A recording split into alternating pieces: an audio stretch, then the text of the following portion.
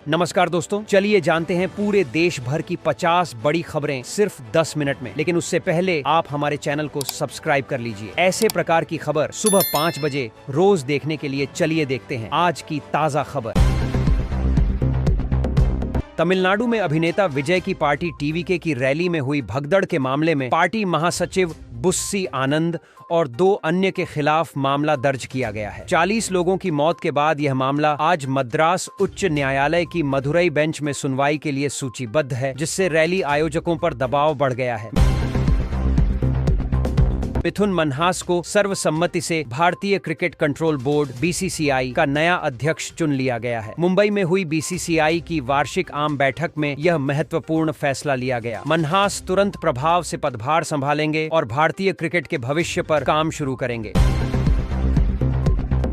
आज Asia cup 2025 का final Dubai में भारत और पाकिस्तान के बीच खेला जाएगा। दोनों टीमें इस प्रतिष्ठित टूर्नामेंट का खिताब जीतने के लिए मैदान में उतरेंगी। क्रिकेट प्रेमियों में इस महामुकाबले को लेकर जबरदस्त उत्साह है।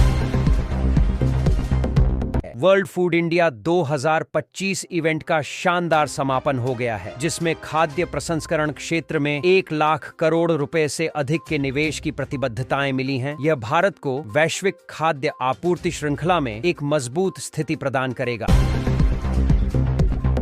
प्रधानमंत्री नरेंद्र मोदी ने हाल ही में पदभार संभालने वाले उपराष्ट्रपति सीपी राधाकृष्णन से दिल्ली में शिष्टाचार मुलाकात की। दोनों नेताओं ने राष्ट्रीय महत्व के मुद्दों और देश के विकास एजेंडे पर सार्थक चर्चा की।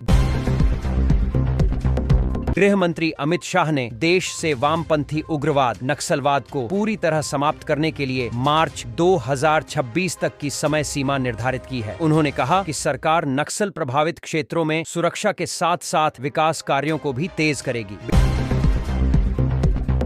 बिहार को दिल्ली से जोड़ने वाली छठी अमृत भारत एक्सप्रेस ट्रेन का उद्घाटन रण 29 सितंबर को छपरा से नई दिल्ली के लिए शुरू होगा। यह नई ट्रेन यात्रियों को बेहतर और आधुनिक यात्रा सुविधा प्रदान करेगी। छत्तीसगढ़ के कांकेर जिले में सुरक्षा बलों के साथ मुठभेड़ में 3 और नक्सली मारे गए, जिससे इस वर्ष मारे गए नक्सलियों की संख्या 250 के पार हो गई है। सुरक्षा बलों को इस ऑपरेशन में बड़ी सफलता हाथ लगी है।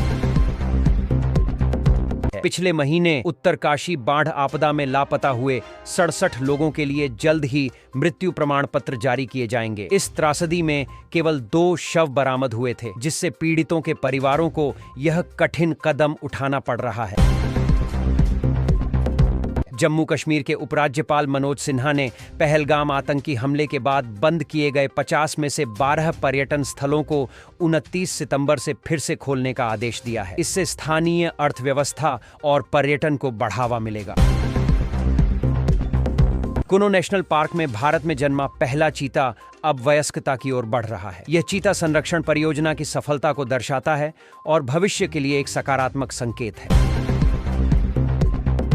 मॉनसून की वापसी के कारण दिल्ली, उत्तर प्रदेश, राजस्थान और बिहार समेत कई राज्यों में उमस भरी गर्मी का प्रकोप जारी है। मौसम विभाग ने अगले कुछ दिनों तक तापमान में वृद्धि की संभावना जताई है। महासप्तमी के अवसर पर आज 29 सितंबर 2025 को कुछ राज्यों में सार्वजनिक अवकाश के कारण बैंक बंद रहेंगे। ग्राहकों को सलाह दी जाती है कि वे असुविधा से बचने के लिए ऑनलाइन सेवाओं का उपयोग करें। दशहरा और दुर्गा पूजा के त्योहारों के कारण आंध्र प्रदेश सहित दक्षिण भारत के कुछ क्षेत्रों में आज 29 सितंबर को स्कूलों में अवकाश घोषित किया गया है। अन्य राज्यों में त्योहारों की छुट्टियां जल्द ही शुरू होंगी। मौसम विभाग ने मुंबई, ठाणे, पुणे, नासिक और कोंकण समेत महाराष्ट्र के विभिन्न हिस्सों में भारी से अति भारी बारिश की चेतावनी जारी की है। लोगों को निचले इलाकों से दूर रहने की सलाह दी गई है। उत्तर प्रदेश के अधिकांश हिस्सों में मौसम शुष्क रहने का अनुमान है, लेकिन पूर्वी यूपी के कुछ जिलों में अगले 2-3 दिनों में हल्की बारिश होने की संभावना है, जिससे किसानों को मामूली राहत मिल सकती है। विदेश मंत्री एस जयशंकर ने स्पष्ट किया कि भारत की विदेश नीति स्वतंत्र है और भारत अमेरिका संबंध भारत के रूस के साथ संबंधों का मानदंड नहीं हो सकते। भारतीय रिजर्व बैंक (आरबीआई) के नवीनतम आंकड़ों के अनुसार भारत का विदेशी मुद्रा भंडार इस सप्ताह एक नए रिकॉर्ड स्तर पर पहुंच गया है, जो वैश्विक आर्थिक अस्थिरता के बीच देश की स्थिति को मजबूत करता है। मजबूत घरेलू निवेश और सकारात्मक वैश्विक संकेतों के कारण आज शेयर बाजार में जबरदस्त उछाल आया, जिससे सेंसेक्स और निफ्टी दोनों ही नए ऐतिहासिक उच्च स्तर पर बंद हुए। शिक्षा मंत्रालय ने घोषणा की है कि नई राष्ट्रीय शिक्षा नीति (NEP) को अगले शैक्षणिक सत्र से सभी केंद्रीय विश्वविद्यालयों में पूरी तरह से लागू कर दिया जाएगा। मुंबई अहमदाबाद बुलेट ट्रेन परियोजना का निर्माण कार्य तेजी से चल रहा है। सरकार ने इसके एक प्राथमिक खंड पर 2026 तक ट्रायल रन शुरू करने का लक्ष्य रखा है। रक्षा मंत्रालय ने मेक इन इंडिया पहल को बढ़ावा देते हुए स्वदेशी रक्षा उत्पादन के लिए कई बड़ी नई परियोजनाओं को मंजूरी दी है, जिससे घरेलू उद्योग को लाभ मिलेगा। कांग्रेस नेता राहुल गांधी ने भाजपा RSS पर हमला बोलते हुए कहा कि लद्दाख के लोगों, संस्कृति और परंपराओं पर हमला किया जा रहा है और क्षेत्र को आवाज देने की मांग का समर्थन किया। संयुक्त राष्ट्र महासभा में भारत ने इजरायल फिलिस्तीन संघर्ष पर कहा कि वह हमेशा से शांति और बातचीत का समर्थक रहा है और सभी पक्षों से संयम बरतने का आग्रह किया। मौसम विभाग ने सौराष्ट्र और कच्छ क्षेत्र में भी भारी बारिश की आशंका जताई है, जिसके चलते स्थानीय प्रशासन को जल भराव और बाढ़ जैसी स्थितियों से निपटने के लिए सतर्क रहने को कहा गया है। प्रधानमंत्री नरेंद्र मोदी ने अपने मासिक कार्यक्रम मन की बात में लोगों से आगामी त्योहारों को स्थानीय और स्वदेशी उत्पादों का उपयोग करके मनाने का आग्रह किया, ताकि देश के युवा उद्यमियों को प्रोत्साहन मिले। केंद्र सरकार ने सरदार वल्लभ भाई पटेल की जयंती राष्ट्रीय एकता दिवस 31 अक्टूबर के लिए रन फॉर यूनिटी सहित भव्य समारोहों की तैयारी शुरू कर दी है। सूचना प्रौद्योगिकी मंत्रालय ने देश के महत्वपूर्ण बुनियादी ढांचों को सुरक्षित करने के लिए एक मजबूत साइबर सुरक्षा फ्रेमवर्क लागू करने की घोषणा की है, जिससे डेटा सुरक्षा सुनिश्चित हो सके। भारत की कुल सौर ऊर्जा उत्पादन क्षमता ने एक नया मील का पत्थर पार कर लिया है। देश नवीकरणीय ऊर्जा के लक्ष्यों को हासिल करने की दिशा में तेजी से आगे बढ़ रहा है।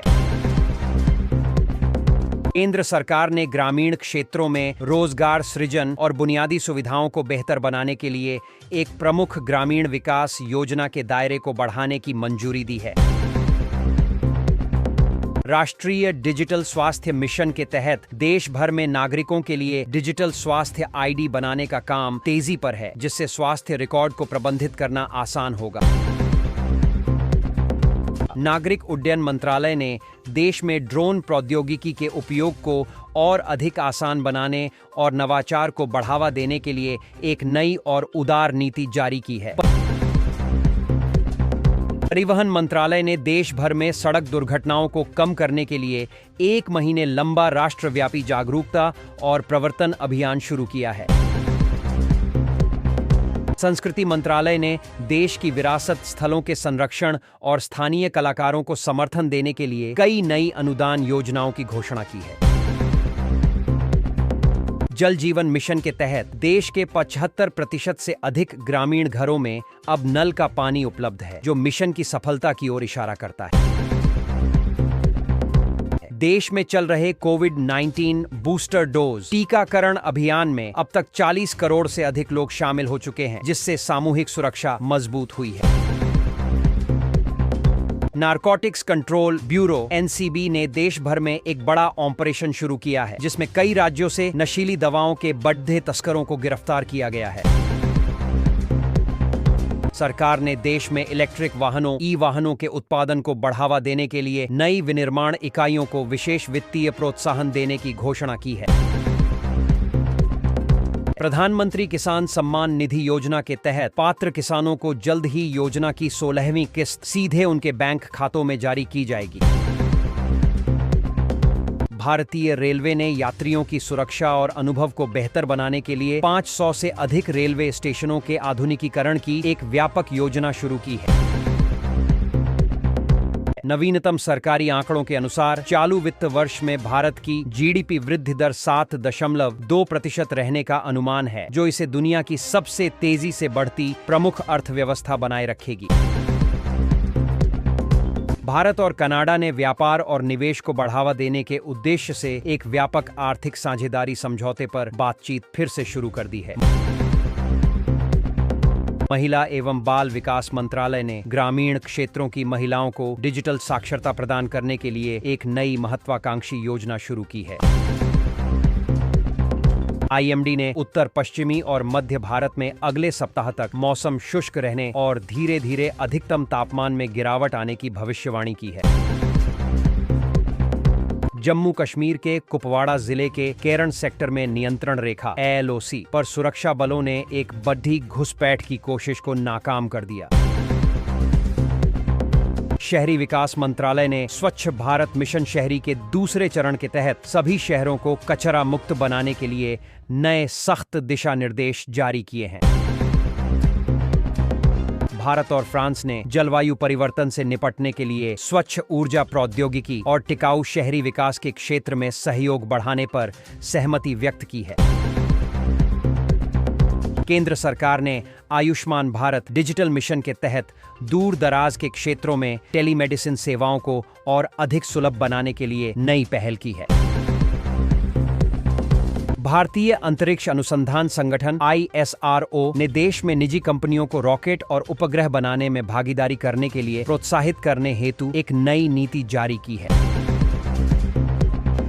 अयोध्या में भव्य राम मंदिर के दूसरे चरण का निर्माण कार्य तेजी पर है। जानकारी के अनुसार मंदिर परिसर के परकोटे का काम जल्द ही पूरा होने वाला है।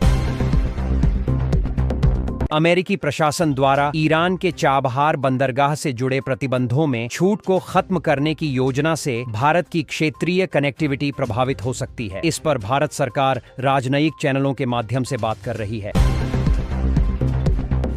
पंजाब में आगामी त्योहारों के मद्देनजर पुलिस ने सुरक्षा व्यवस्था को और मजबूत करने के लिए प्रमुख सार्वजनिक स्थानों पर गहन तलाशी अभियान शुरू किया है। तेलंगाना सरकार ने राज्य में कृषि ऋणों पर ब्याज सब्सिडी को और बढ़ाने की घोषणा की है, जिससे छोटे और सीमांत किसानों को बड़ी राहत मिलेगी। उत्तर प्रदेश में एक प्रमुख एक्सप्रेसवे पर हुए बड़े सड़क हादसे के बाद परिवहन प्राधिकरण ने वाहन चालकों के लिए नए सुरक्षा नियम लागू किए हैं।